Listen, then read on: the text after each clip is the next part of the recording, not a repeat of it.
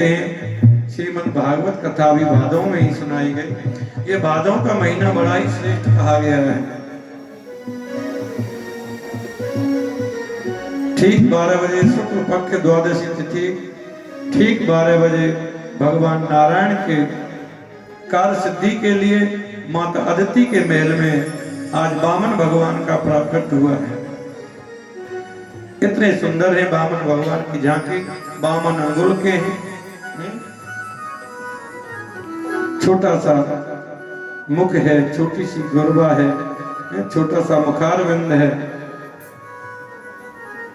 मुट्ठी भर की कमर है, 4 अंगुल की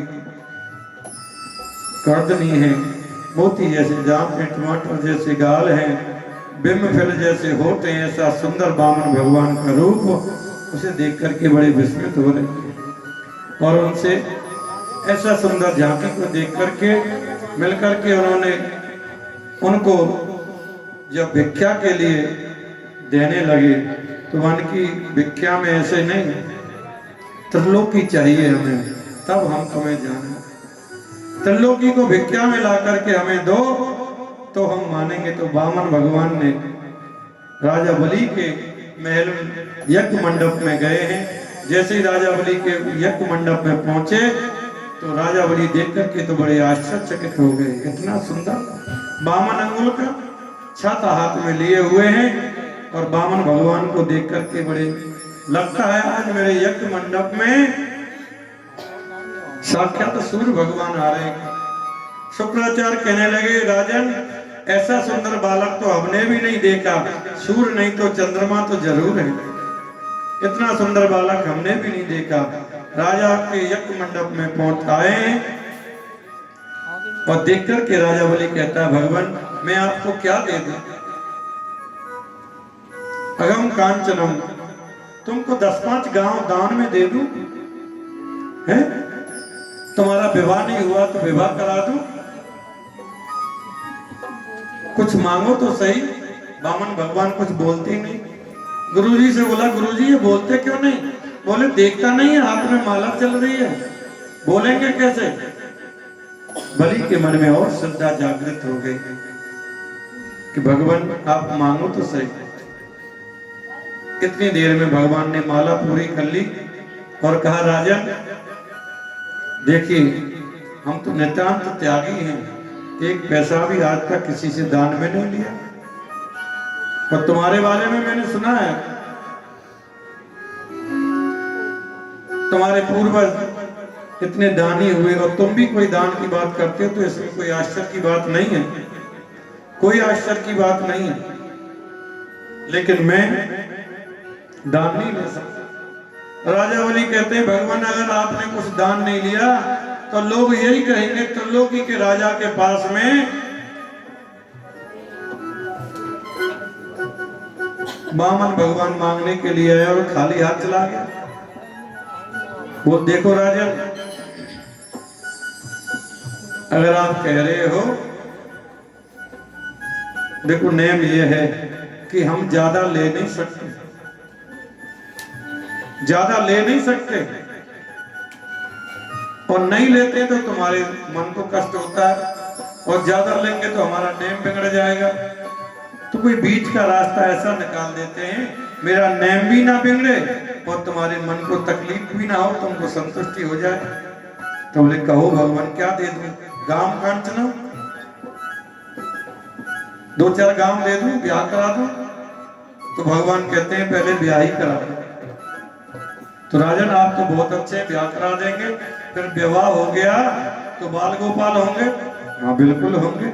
2-4-5 होंगे, बाकी 2-4 होंगे, 10 होंगे, तो आपको पता भगवान। अच्छा अब 2-4-5 होंगे, उनमें से एक आध सुधार गया तो भाई एक आध उनमें से मर भी सकता है। बोलते बिल्कुल मर सकता है, क्या पता भगवान की लीला है। तो जो मर जाएगा उसमें जब बच्चा मर जाएगा तो रोने के लिए आपके यहाँ क्या व्यवस्था है? अरे क्या बात करते हो, बच्चा आपका मरेगा तो रोने के लिए किराए पर थोड़ी मंगाऊंगा, रोना तो आपको ही पड़ेगा। तो भगवान कहते हैं ऐसा काम ही क्यों करें हम जो रोना पड़े, ये काम नहीं करना। राजा बलि कहते हैं बड़ा विचित्र बालक है, बड़ी मुश्किल से तो माना था और फिर वही बात हो गई। तो भगवान कहते हैं ऐसा करो, 3 पग भूमि दे दो हमें, 3 पग में भी मेरा नेम भी नहीं बिगड़ेगा और तुमको तकलीफ भी नहीं होगी। अच्छा तो लाओ जल लेके आओ। राजा बलि कहने लगा 3 पग के लिए क्या संकल्प करना, जामा जी से नाप लो, मैं 2-4 गांव देने की कह रहा हूं, तुम 3 पग की बात करते हो। अरे महाराज 3 पग में तो तुम्हारा आसन भी नहीं आएगा। बोलते वो हमको नहीं पता, हम सिर्फ 3 पग भूमि ही चाहिए, देना है तो दो, नहीं तो अपन चले। राजा बलि कहता नहीं भगवान आप जाइए, नहीं 3 पग ही दीजिए। और संकल्प की बात जब जैसे हुई, जल मंगाया, संकल्प पे जब जोर डाला तो शुक्राचार्य समझ गया कोई गड़बड़ है, ये ब्राह्मण वाला के संकल्प पे इतना जोर क्यों दे रहा है। तो ध्यान लगा के देखा, अरे ये तो ब्राह्मण नहीं है, ये बामन नहीं है, तो 53 है, ये तो साक्षात विष्णु है। राजा को हाथ पकड़ के अंदर ले गए, अरे राजन क्या कर रहे हो, 3 पग में तो सब नाप लेगा, ये कुछ नहीं छोड़ेगा। राजा बलि कहता है कि भगवान गुरुजी क्या कह रहे हो, मना कर दो, बिल्कुल 2 टूक मना कर दो, मैंने लेने देने की कोई बात नहीं की है। गुरुजी झूठ बोलने के लिए कह रहे हो। बोलते झूठ बोलने के लिए इसलिए कह रहा हूं, 3 जगह ऐसी होती हैं जहां झूठ बोलने से दोष नहीं लगता। संपूर्ण धन नष्ट होने वाला हो तो मां झूठ बोलने में दोष नहीं लगता, और किसी के विवाह, किसी झूठ बोलने से किसी का विवाह हो जाए कन्या का, तो वहां भी कोई दोष नहीं लगता। राजन, और प्राण संकटे, अगर जीवन दांव पे लग जाए, प्राण संकट में आ जाए और मेरे एक झूठ बोलने से किसी के प्राण बच जाए तो वो झूठ नहीं कहलाता। तुम्हारा तो संपूर्ण धन नष्ट होने वाला है, ये विष्णु है। राजा बलि कहता है फिर तो मुझे कोई चिंता नहीं। लोग ये तो कहेंगे कि राजा बलि के यहाँ विष्णु भी मांगने आया था, मैं नहीं पीछे हट सकता। लेकिन जब उसने देखा कि नहीं माने, तो शुक्राचार्य उस कमंडलू की नली में जाके बैठ गए। भगवान ने देखा भाई पानी नहीं गिर रहा, क्या बात है, संकल्प नहीं हो रहा, देरी हो रही है।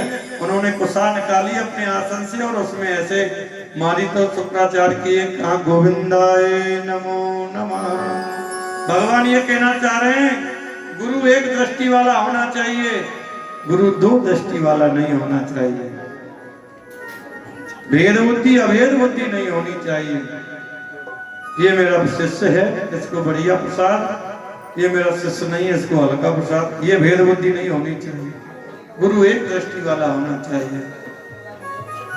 संकल्प हुआ, संकल्प होते ही भगवान ने कहा कि अब दंडवत करो।